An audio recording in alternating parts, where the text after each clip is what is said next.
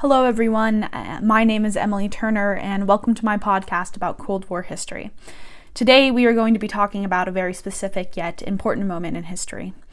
To start, I think it is necessary to give some background on the era. If you weren't aware, the Cold War lasted from basically the end of World War II into the late 80s or early 90s, depending on how you look at it.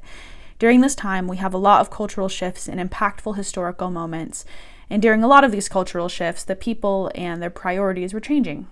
The point of this podcast is to connect the music of 1969 to the cultural movements impacted by the Vietnam War. Now, a lot of different notable moments happened in the late 60s. There was a massive movement of counterculture, but I think 1969 works really well as an example year to dive deeper into. The Vietnam War started in 1955, and it was one of the big first wars Americans involved themselves in after World War II. During this time, a lot of this baby boomer generation started to become of age, and they grew up post-World War II in a very prosperous situation most of the time. And they had their fathers and grandfathers, and really the whole generation before them, commended for their acts in World War II. It was very much so part of the culture to expect to be proud to go to war, but the Vietnam War was different. First of all, people are targeted that cannot afford to be part of these loopholes that would keep them out of the war. So it ended up being similar to what author Christian Appy said in Working Class War about how the soldiers were generally poor Americans going to war for something that wasn't totally understood. Michael S. Foley, author of Confronting the War Machine, Draft Resistance During the Vietnam War, commented that of the 2.5 million enlisted men who served during Vietnam, 80% came from poor or working class families, and the same ratio only had a high school education. According to Christian Appy in Working Class War, most of the Americans who fought in Vietnam were powerless, working class teenagers sent to fight an undeclared war by presidents for whom they were not even eligible to vote. This is necessary to note because it was directly impacting how people looked at the war. It started to become understood that this was not the same type of war as World War II. There was a less clear image, and soldiers seldom understood why they were there.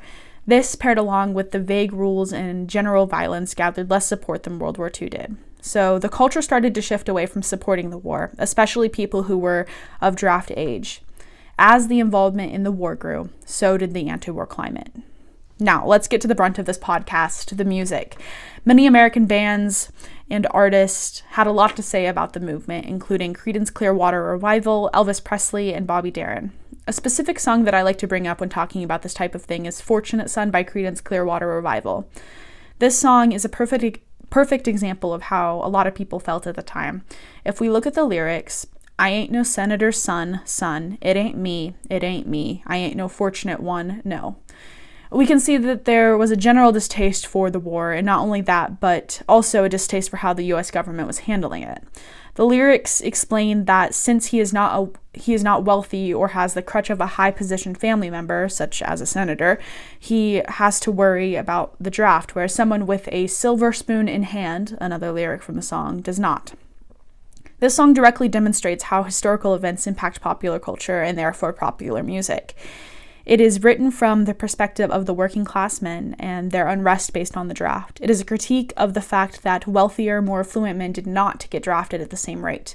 Another example of a song we can look at is Bobby Darin's Simple Song of Freedom, with the lyrics, "Come and sing a simple song of freedom. Sing it like you've never sung before. Let it fill the air. Tell the people everywhere.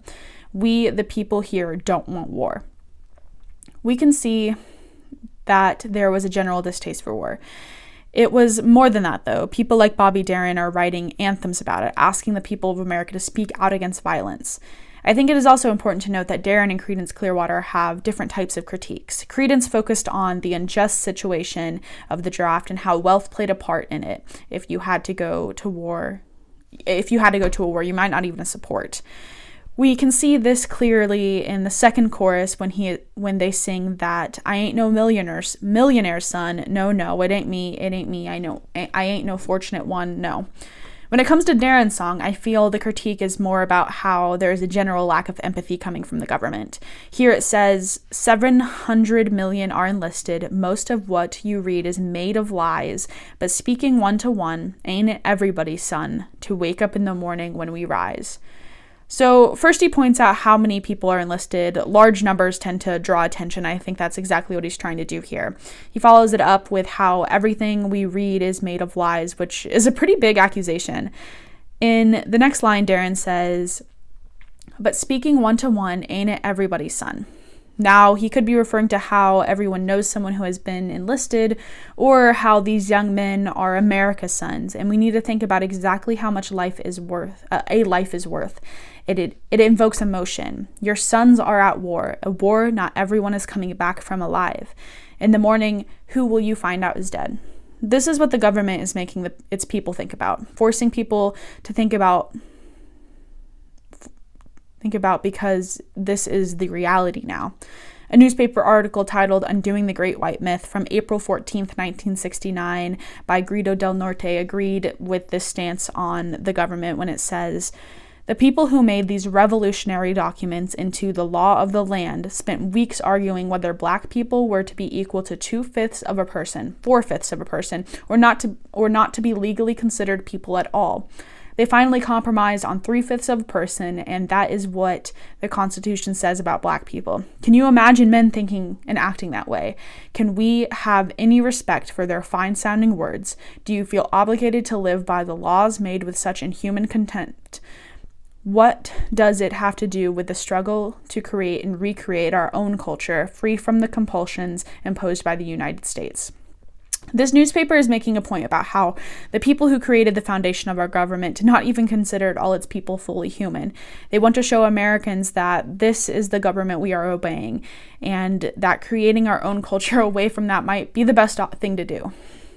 Now to shift gears a little, the next song we will be looking at is Elvis Presley's "In the Ghetto." This song, which also came out in 1969, tells a story about what happens when people are born into poverty. It is a little long, but bear with me here. It goes like this. "A poor little baby child is born in the ghetto, and his mama cries because if there's one thing that she don't need is another hungry mouth to feed. The child needs a helping hand or he'll grow up to be an angry young man someday. And his hunger burns, so he starts to roam the streets at night, and he learns how to steal and he learns how to fight. Then one night in desperation, the young man breaks away. He buys a gun, steals a car, tries to run, but he don't get far. As a crowd gathers round, an angry young man face down in the street with a gun in his hand.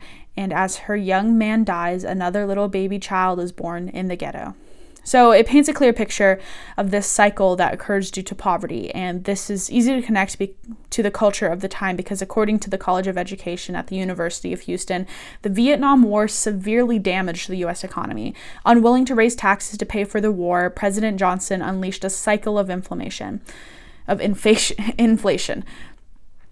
So not only was the working class suffering from the war the most in terms of who was getting drafted, but people left at home were also left in difficult situations due to the economic statics of that the war was provoking.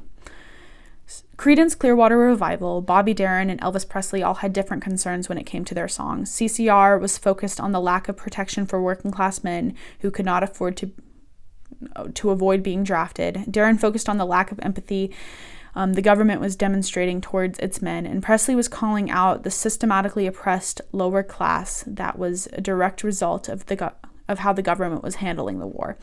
It is no stretch to see how the circumstances of 1969 were influencing the music and how many of the songs from that year circle back to the unjust and unrest of that time. Anyway, thank you for listening to my podcast. I hope I gave you something to think about. Tune in next time for some more Cold War history and analysis. Thank you.